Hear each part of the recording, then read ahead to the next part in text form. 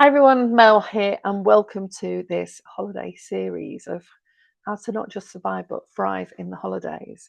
Today we're looking at how to stay grounded. What you say? What do you mean stay grounded? It's holidays, it's December, it's busy, I can't possibly do that. I'm just giving you some ideas and tips from psychology and spirituality about things that can really work. Welcome to this series, and I wanted to share these top 5 ways to help you stay grounded, because this is something that I've practiced a lot over the years. Well, in fact, I started to deploy when I started doing yoga, really, and I was working in an incredibly stressful environment that was constantly on the go, and there were particular peaks at different times of the year that my stress levels just got much higher. Grounding helps even more when everything feels busier, louder, and emotionally charged, more emotionally charged than usual. So, grounding is a practice of bringing your mind back into your body, your awareness back into the present moment, your energy back into balance. So, these 5 tips are simple but incredibly powerful when used consistently. And that's why I said, even though I put some notes under the video, is take notes and put them in your journal, as it's really helps you when you look over your journal at the end of the week. What methods and tactics and tricks are you deploying? Which ones are you noticing that you're feeling different? How are they helping you? And what else do you need to add? So, like I said, you may listen to this and think, grounded, I'm busy, I've got too much to do. But being grounded can, the opposite of being grounded is spiraling out of control. And when we do that, we're more likely to knock things over, banging things, or even have an accident. So we want to make use of the mechanisms that we can put in place to keep us in a much better place and state.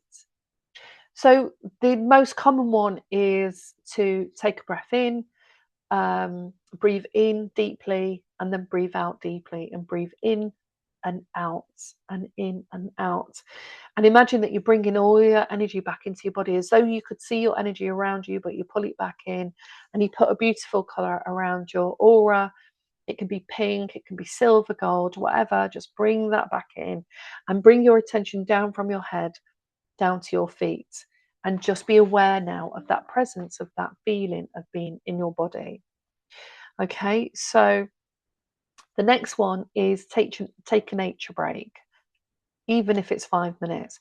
Step outside, breathe in the cold air, feel your feet on the ground. Nature resets your nervous system faster than anything else.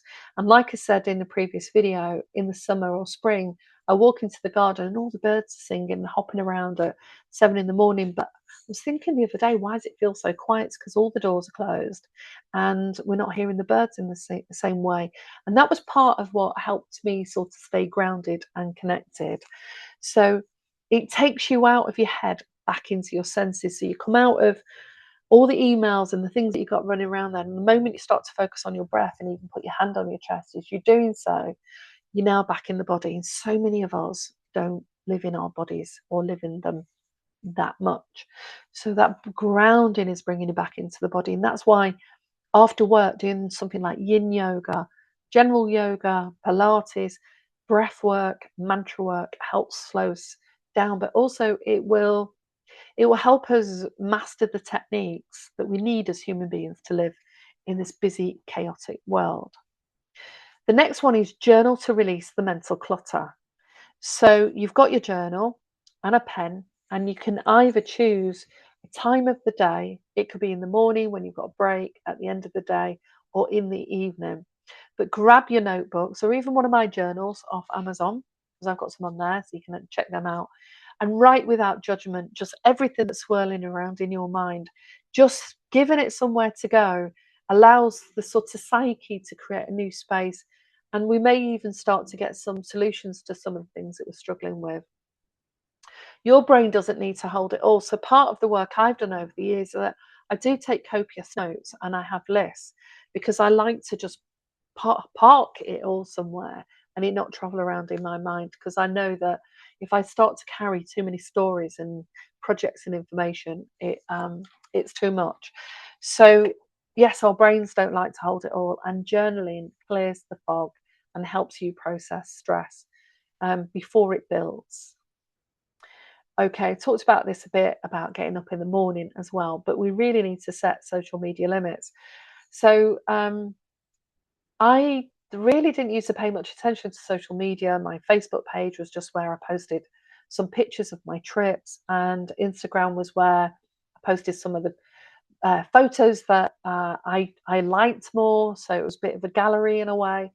And then I started going on, and there was a lot of people there doing either singing, or there's a lot of people now that are repurposing clothes, ladies who are sort of looking at how they fashion their life over 50. So there's some things of interest, but there are other things that really I don't want to see, that are disturbing, that I wouldn't choose. And so what happens is our brain is constantly being stimulated through these different emotional cycles. So initially, novelty and curiosity brings the dopamine, and then you might have stress and horror, and even have trauma reactivated by some scenes. Then you might have hope and disappointment. And I think in a way, this is what the algorithm's doing, is it's taking us through these emotional cycles. And when we go through these emotional cycles, that can actually um, amplify the capacity to get addicted to something. So what I decided to do was just to ignore it in the mornings and not in the day, and have a time where I can enjoy it, maybe after I finish work, and I like seeing those videos that people are doing. And that's the thing now, in a way, I wish they had a website and they were showing, or were showing up on YouTube, because you don't get all that interference when you're watching YouTube videos of every other stream coming through, whereas Instagram's really fast and we don't realize what we've been sucked to. You know, if you watch a reel and you keep scrolling, you end up down path B, then you go back to where you were scrolling, then you end up on another reel and you go down path Z. And it brings all these other reels associated with that one that you watch that you might not have intentionally set out. So you could be intention setting in your social media use. But like I said, it can amplify stress and comparison and the lives that people are living, or it can inspire and give you some ideas. I find the stress bit is about 70%, and the inspiration is about 30, because even if I press follow, I don't get those posts showing up in the way that I'd like them to. There are some people that I'd like to see what they post every day. It's inspiring, it gives me a glimpse of someone else's world. So give yourself blocks of time. Think about your current use. Look at your phone, it tells you how many hours you've been on there. And then decide what are the days, what are the times of the day that is really good to avoid.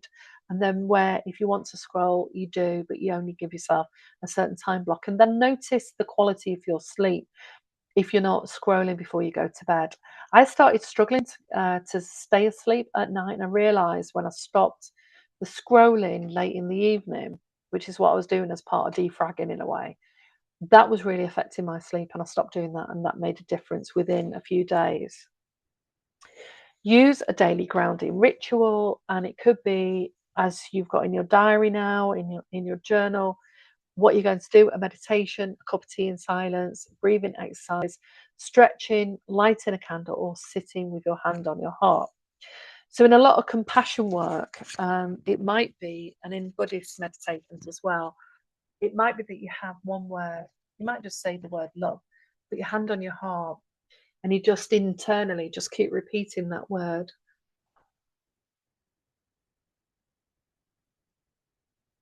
Or you might say peace, peace. And by focusing on the word and the frequency that the word comes with, and your hand on your heart, it's easier to connect with that more present state. Because I practice it so much, it doesn't take me long to go into that space. But you can also get a cup of coffee, sit in silence. My room's quiet now. The sun is just starting to come through this side, and there's a nice stillness about it. And when you practice these tools and techniques, light a candle, have some time out, have a coffee, no noise, no emails, a 5-minute mindfulness moment, then hand on heart, if you do that once a day, like I said, you build up the compound interest on that, and that momentum builds up. So you're much more able when you go into stress, a shopping centre or whatever, to come back and go, okay. The next one is slow down your movements. So often when we're stressed, we walk faster, we drive faster. What we want to do is walk slower. Walk around the shopping centre. Say, okay, I'm going to give myself an hour or 2 hours. Where do I want to go in that time? But make it an enjoyable stroll as you move around and take in the sights and sounds in a different way. I spent a lot of time last week and the week before in Windsor, where I go quite a lot, but I went in shops I don't normally go in, and I thought I want to really see what they've got, experience that, smell things I don't normally smell. And it was about changing, it was being more mindful in that shopping experience.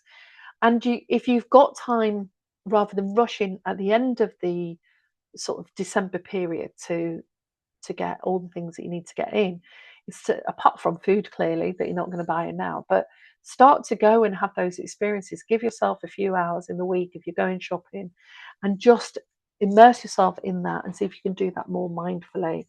And that again is another way to regulate the nervous system. So grounding isn't about escaping the world. We're in the world, we're humans, we're experiencing the world all the time.